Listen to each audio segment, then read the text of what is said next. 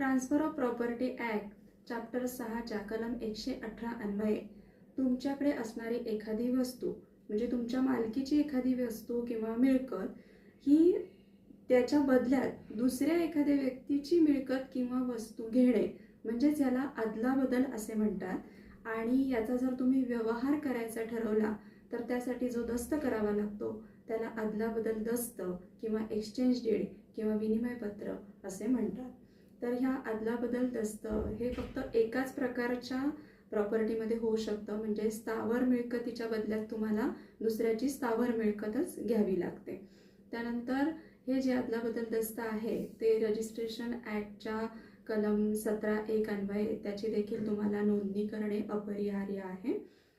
हे जे अदलाबदल दस्ताचा हे विक्री खताप्रमाणेच चालतं, फक्त यामध्ये पैसा हे कन्सिडरेशन नसतं।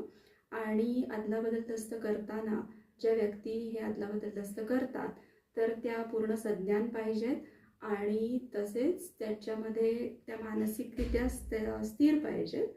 आणि त्यानंतर अदलाबदल करणारी जी प्रॉपर्टी आहे, ज्या प्रॉपर्टीची अदलाबदल होणार आहे ती भारमुक्त पाहिजे, त्याचं बाजार मूल्य काढता आलं पाहिजे।